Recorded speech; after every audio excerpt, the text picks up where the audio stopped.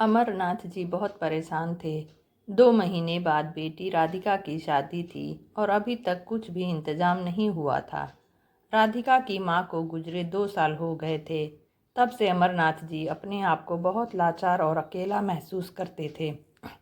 उनका एक बेटा भी था, कुणाल, जिसकी शादी अमरनाथ जी ने 4 साल पहले की थी। शादी का सारा काम कब निपट गया ये अमरनाथ जी को भी पता नहीं लगा। उन्होंने केवल पैसे का इंतजाम किया, बाकी सारा काम उनकी पत्नी शारदा जी ने संभाल लिया था। सपना को बहू के रूप में पाकर राधिका की माँ बहुत खुश थी। लेकिन समय बदला और कुणाल और सपना का व्यवहार पूरे घर से बदल गया। दोनों अपने आप में मस्त रहते थे। 2 साल पहले कैंसर से जूझते हुए शारदा जी ने अंतिम सांस ली। उससे 2 दिन पहले उन्होंने अपने पति से कहा, देखो मैं अब जा रही हूँ, मुझे माफ़ कर देना। आपको अब अपना ध्यान खुद रखना होगा। बेटी की शादी की जिम्मेदारी आपके ऊपर है। बहू बेटे से ज़्यादा उम्मीद मत रखना।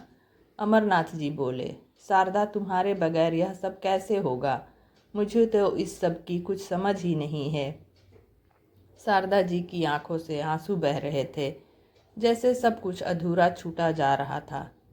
फिर उन्होंने जल्दी से अपने आंसू पोंछते हुए कहा, मैं कहीं नहीं जा रही हूँ, हमेशा तुम्हारे साथ रहूँगी और राधिका बिल्कुल मेरी परछाई है, वह सब कुछ संभाल लेगी।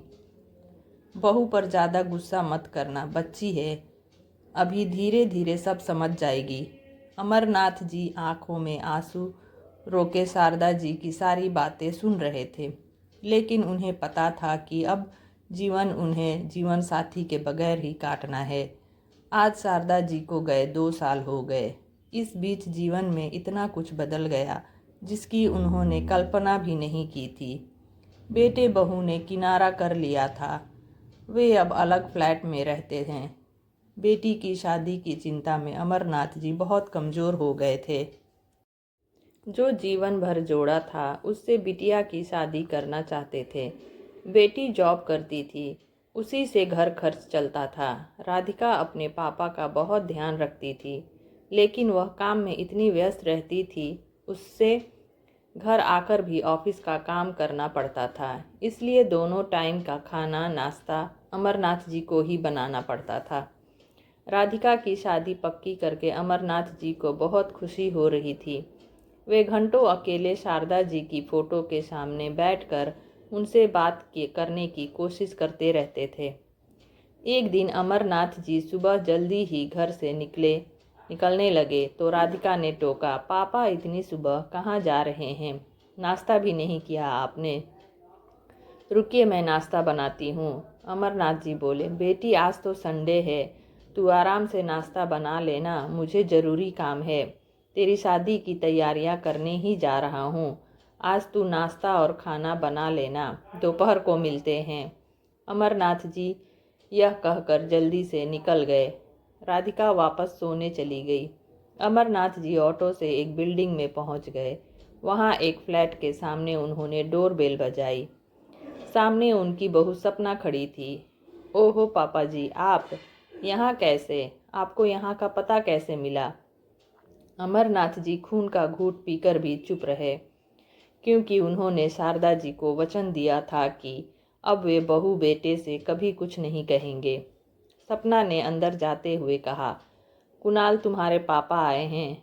कुणाल बाहर आया। अरे पापा, आप अंदर आइए ना, क्या बात है, सब ठीक है ना? अमरनाथ जी उसके साथ अंदर आ गए। बेटा, राधिका का रिश्ता पक्का कर दिया है। शादी में अब सिर्फ 1 महीना बचा है।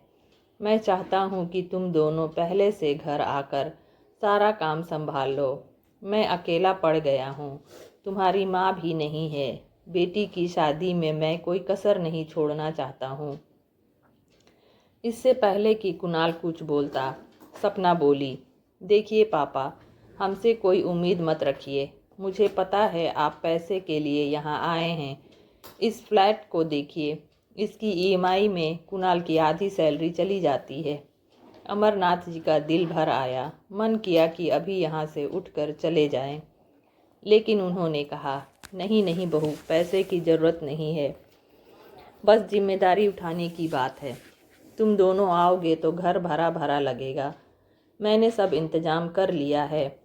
लेकिन अगर लड़की का भाई नहीं होगा तो लोग बातें बनाएंगे। कुणाल बोला, पापा आप चिंता ना करें, हम 1 सप्ताह पहले ही आ जाएंगे। सपना ने गुस्से में कहा, तुम्हें जाना हो तो चले जाना, मैं कहीं नहीं जाने वाली हूँ, न 1 सप्ताह पहले न शादी के दिन। अमरनाथ जी आखिरी उम्मीद भी टूट गई, क्योंकि उन्हें पता था कि कुणाल सपना के बगैर नहीं आएगा। वे चुपचाप उठकर चल दिए।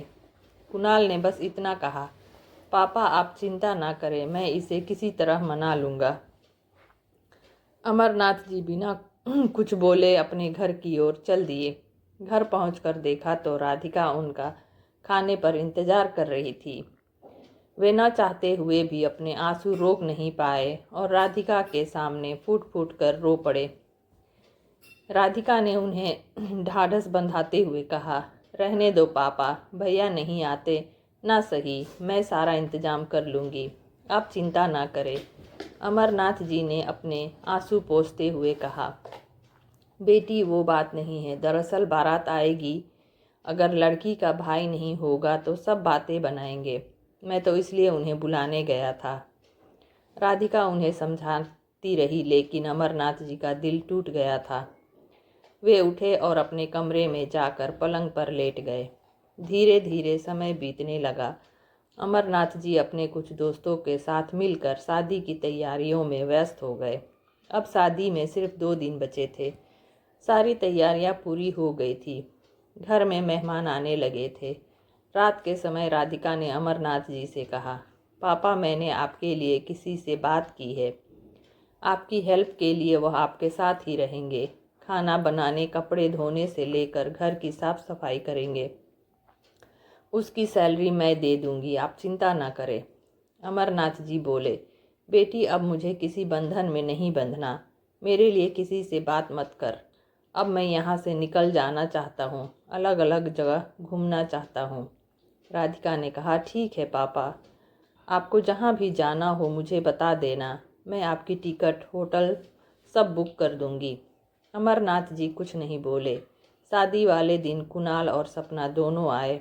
अमरनाथ जी के पैर छुए तो उन्होंने फीकी मुस्कुराहट से उनका स्वागत किया। राधिका स्टेज पर बैठी थी।